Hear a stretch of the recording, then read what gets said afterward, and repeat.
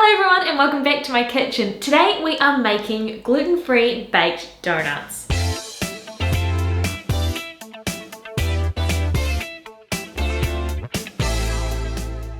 Not only are they gluten-free, but they are incredibly easy. It is a one bowl recipe and it should only take about 25 minutes to prepare and bake them. This is a recipe I've been playing with on and off for a while because I really wanted to have my own gluten-free donut recipe. And the breakthrough came when I tried using a different type of flour. So for this recipe, we do have something a little different that might not be in your cupboard. We are using a little bit of glutinous rice flour. I know what that sounds like, but it's not actually gluten. Glutinous meaning sticky, kind of from the same word as gluten, but it doesn't mean that it contains gluten. It's actually the same flour that they use to make mochi, like rice cakes in Japan. It has an incredibly soft, spongy texture that also gives the donut sort of a crust, like it has a proper outside. And I find that when I'm using the glutinous rice flour, the donuts actually stay better for a lot longer. Let me show you what I'm talking about. So this is what I'm using. It is different to normal rice flour. I can't tell you why, but it is different. It's super fine and annoyingly not necessarily sold in your local supermarket. I got this one off Amazon from your health store. You do have to make sure that the sweet rice flour that you're buying isn't and may contain gluten, because some of them are, unfortunately. But I would say this is a must-have in your cupboard. This has just totally changed my life. I can shout out to the lovely ladies at Love Free From for suggesting that I get this. It's absolutely changed my cooking. I've actually got a video in the works for my 6 top gluten-free baking items, and that is one of them. So that will be coming out soon as well. But if you don't have the glutinous rice flour, you can substitute it for regular gluten-free flour. It won't be the same quality, but it will still be delicious, I promise. For the icing today, I'm just going with a classic chocolate dipped icing with sprinkles, but of course you can do whatever you like. You can have white chocolate, you could do a strawberry glaze. I might play with some at the end of this video as well. And just before we hop into it, I've actually released some merch with my cat. This is Lincoln as a gluten-free loaf. He has a bit of a following on TikTok, so I created some merch, and if you'd like to check that out, you can find that in the link below. But anyway, let me show you what we need today. For this recipe today, you will need 120 grams of gluten-free flour, 40 grams of glutinous rice flour, 70 grams of caster sugar, 2 teaspoons of baking powder, 2 eggs, 130 mils of milk, 40 mils of vegetable oil, some chocolate, and some sprinkles. Just make sure to double check that your sprinkles are gluten-free. First things first, let's preheat the oven to 200 degrees Celsius. And for our equipment today, all we're gonna need is one bowl, a sieve, and I have got a silicone donut mold. If this is the first time you've made gluten-free donuts and you have made gluten donuts in the past, you might be thinking, why do we need molds?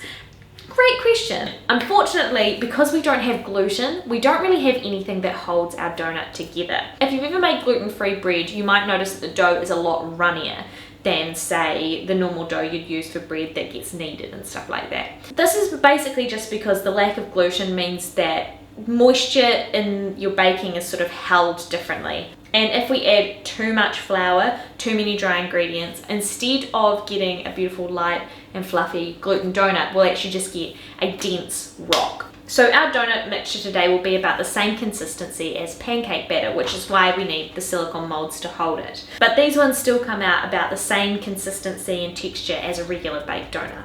Let's get into mixing. In this large bowl, you're going to whisk together the oil, the milk, and the eggs until they're all combined. Then we're going to sift in the gluten-free flour, the glutinous rice flour, the sugar, and the baking powder.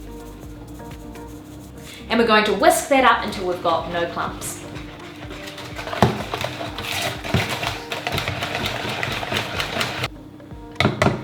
Our next step is to grease the donut mold.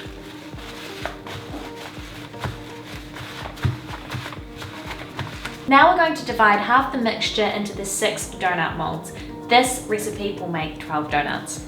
You want them to be just above half full.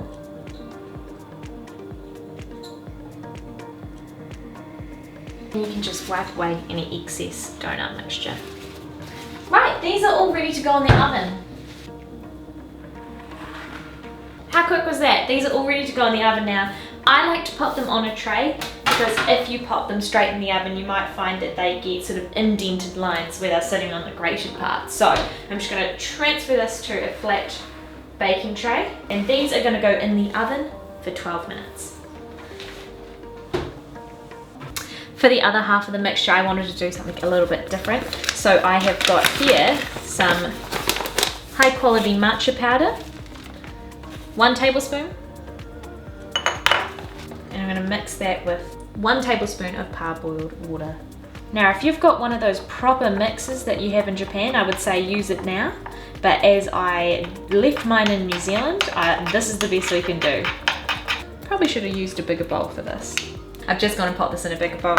Now at this stage I'm going to add in 1 tablespoon of milk and mix it until it's all runny and can be combined into our donut mixture. Doesn't that just look a delectable colour?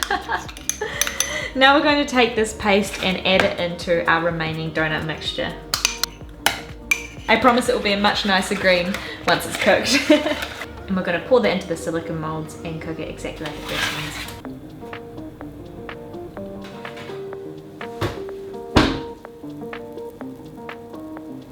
We're just going to give the donuts a couple moments to cool, and then we're going to pop them out of the silicone molds and put them on a cooling tray.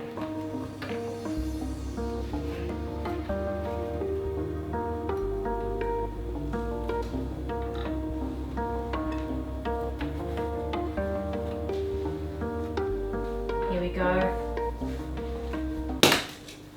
A bit more gentle this time. Here we go. Here are my cooling donuts. We're just going to wait for these to fully cool before we put the chocolate on.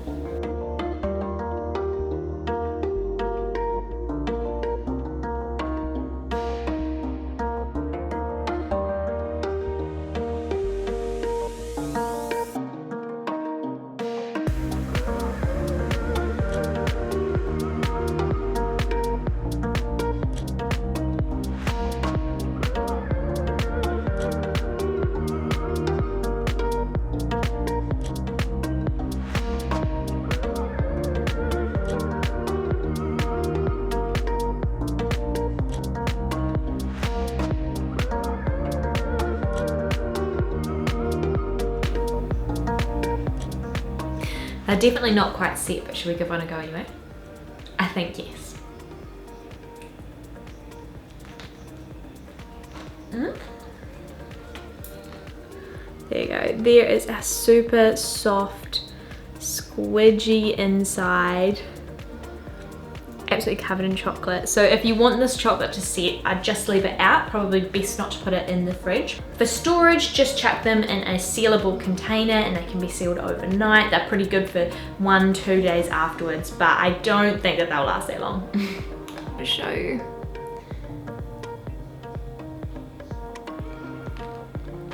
Let's give a matcha one a go too. Here we are. Look at that green. So I put the matcha with the white chocolate because matcha and white chocolate, it's just a match made in heaven.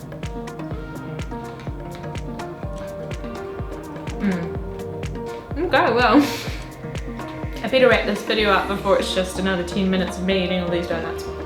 Okay, thank you so much for watching today's video. As always, you can find the recipe for both these types of donuts in the description below. If you would like to check out me and Lincoln's merch shop for some gluten-free loaves, you can also find that in the description box below. If you enjoyed this video, don't forget to give me a like, and if you make it yourself, please tell me how it goes. I'd love to get your feedback. And if you're new here, hit that subscribe button. I would absolutely love to see you back. But that's it from me today. I hope you're having a wonderful day wherever you are in the world, and I'll see you in the next video. Bye!